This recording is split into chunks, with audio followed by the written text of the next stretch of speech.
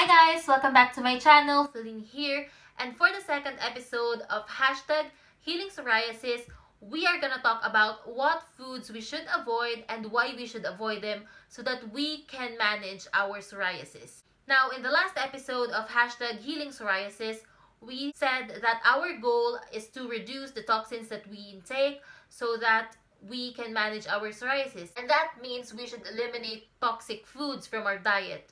Now, toxic does not mean it is deadly or poisonous, but these foods has certain negative effects to our body and to our psoriasis as well.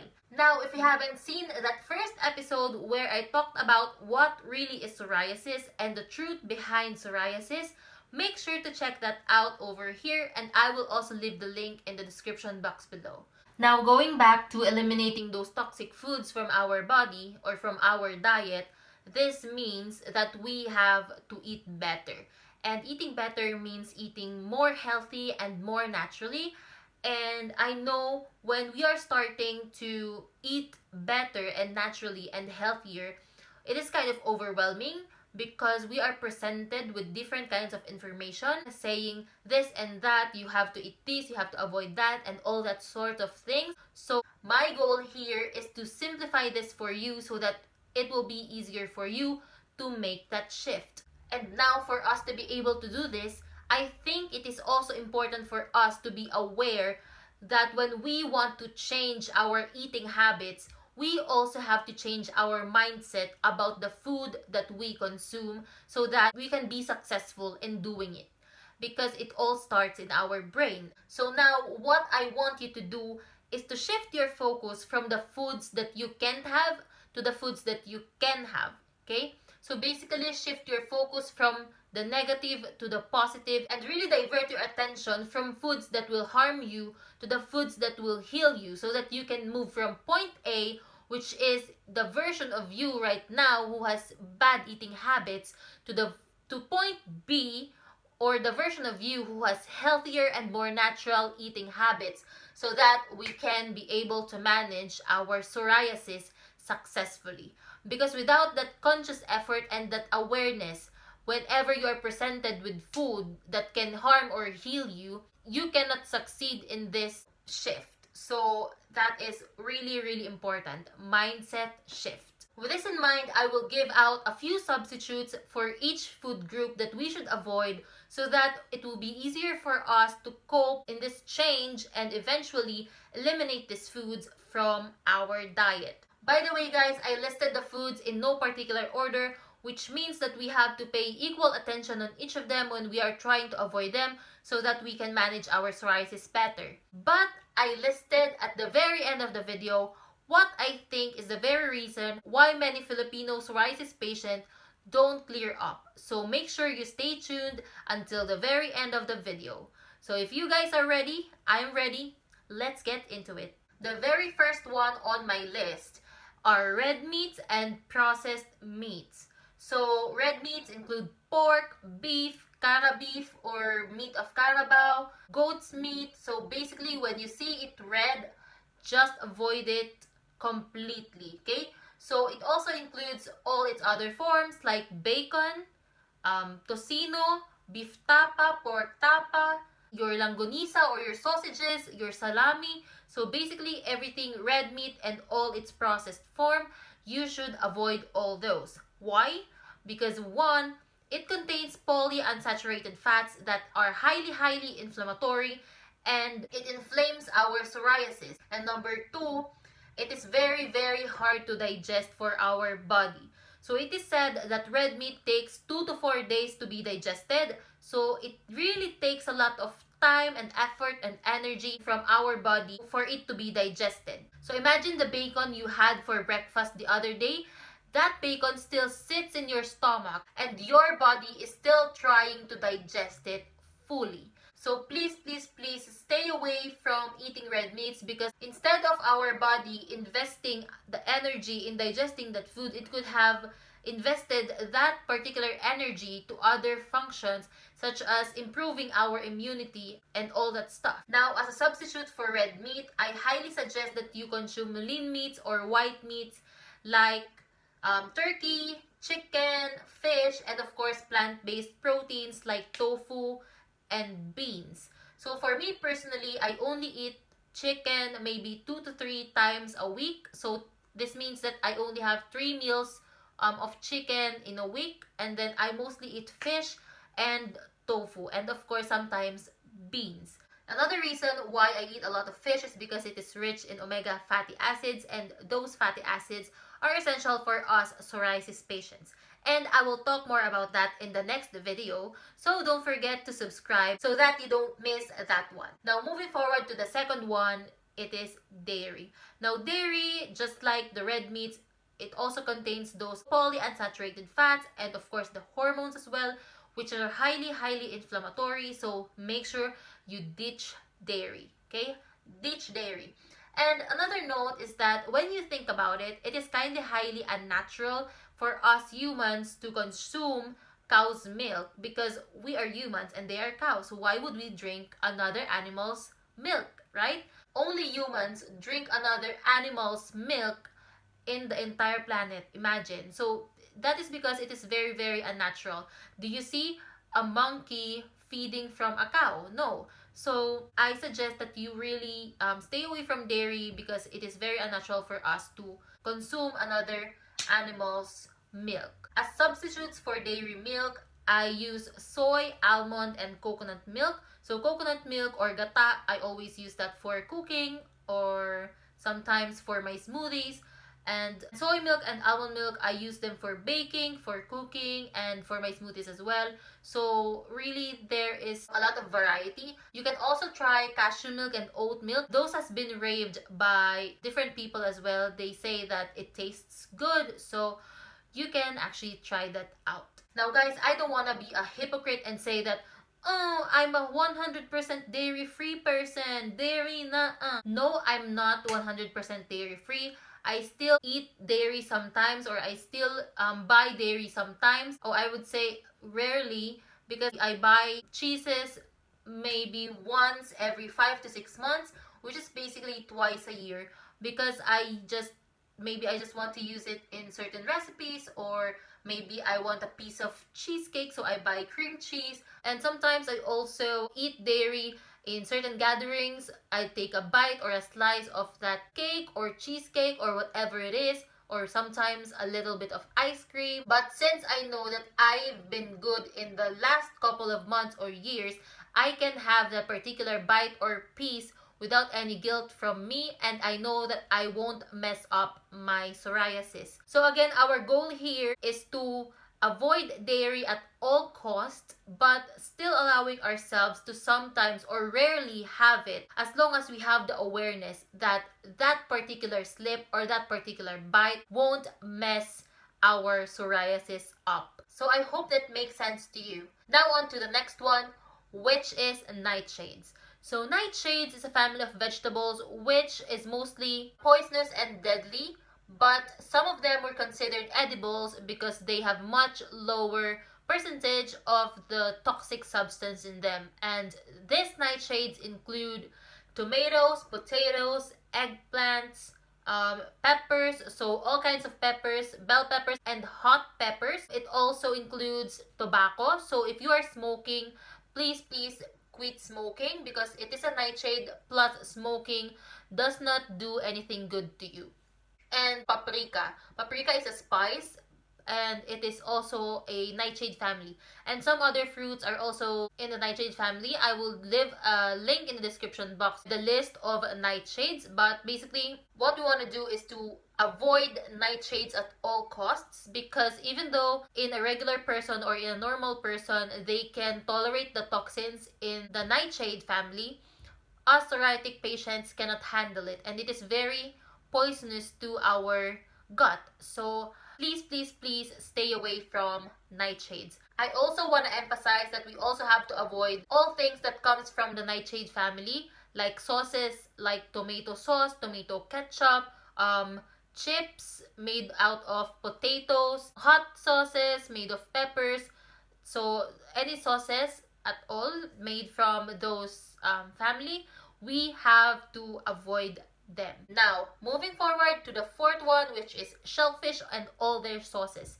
So shellfish includes mussels, oysters, shrimps, crabs, squid. So squid, even though it does not have shells, it is considered a shellfish. We also have to avoid sauces made of them like oyster sauce, shrimp paste or shrimp sauce, squid sauce. So anything that has to do with shellfish, we have to avoid them because when we eat shellfish, it produces uric acid in our body, and uric acid actually worsens psoriasis. Also, some people are allergic to shellfish, so those allergic reactions can also contribute to worsening the flare-ups of psoriasis. So please highly avoid shellfish. Me personally, I love shellfish, so it was really hard for me to let it go when I'm trying to eat better and healthier.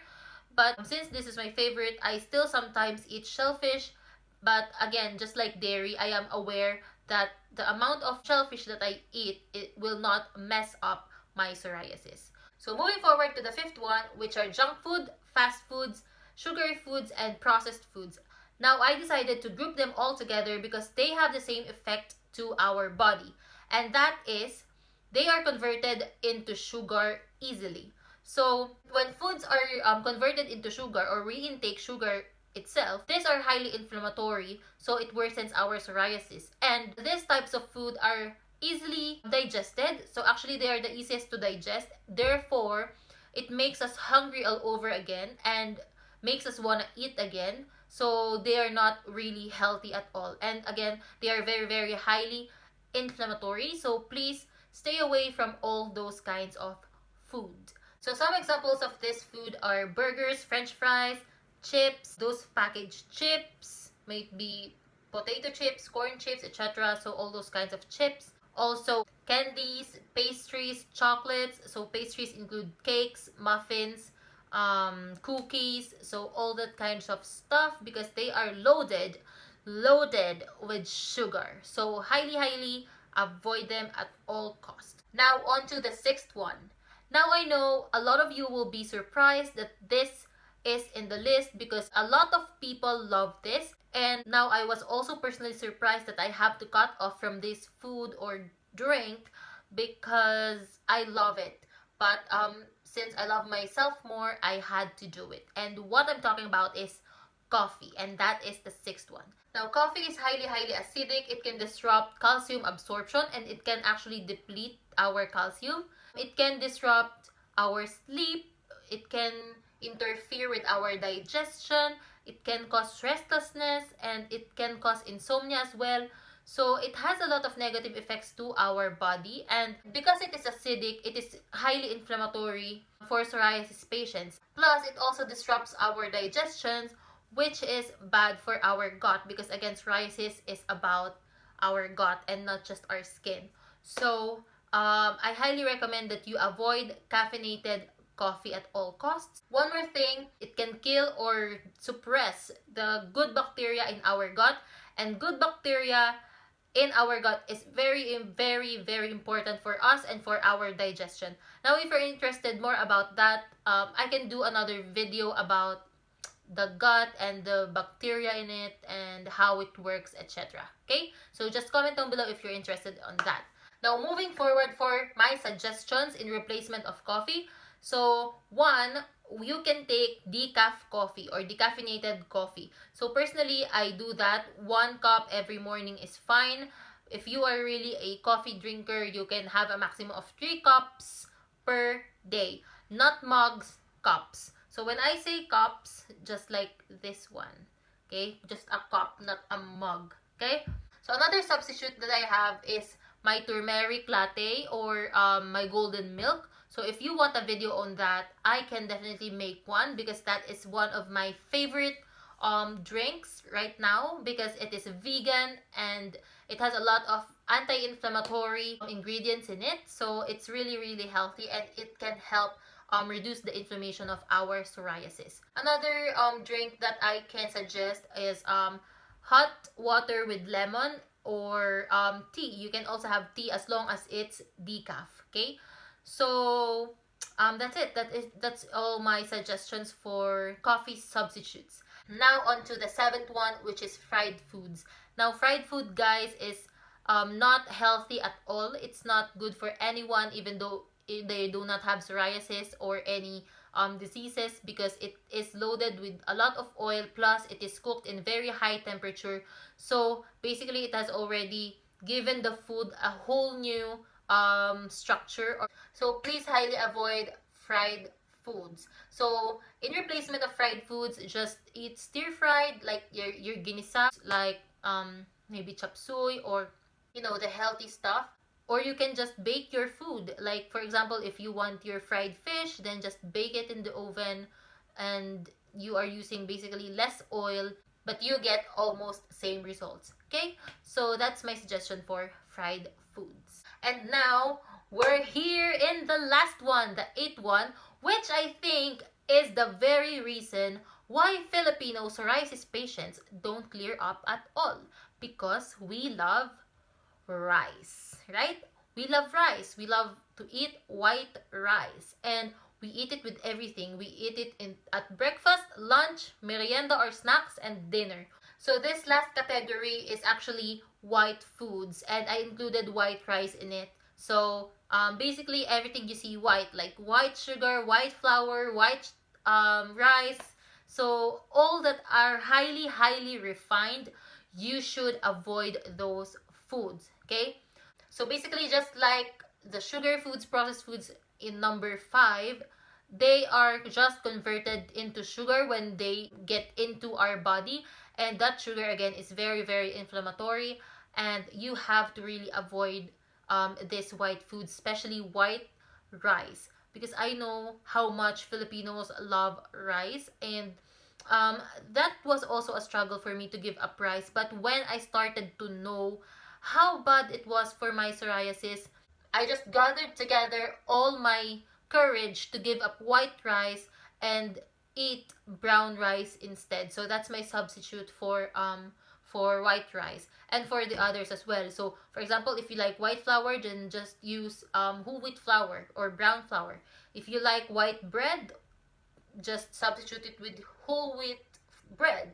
Or if you like white sugar, just use coconut sugar, because it's a much healthier option, and it has more trace minerals than the typical white sugar. So me personally, I know it was hard to give up on white rice, because it was what your family is also eating, and it's hard to be alone, that I'm the only one eating brown rice, etc. But I know you can do it. I did it.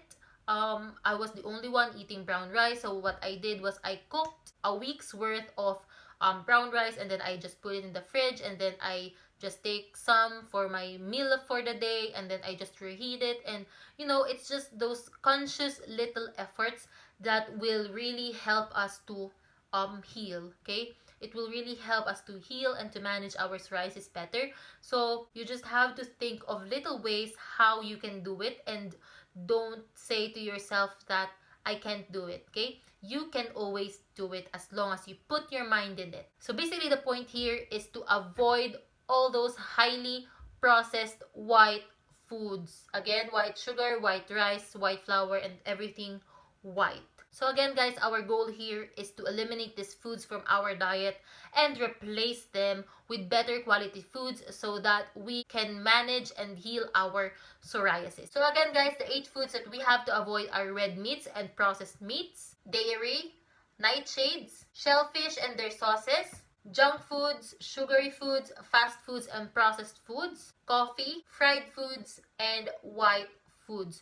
So if you remove this 8 from your diet, I guarantee you that your psoriasis will improve dramatically. And before we end this video, guys, I want to leave a very practical tip to you so that you can avoid these foods, and that is not to buy them. Surprise!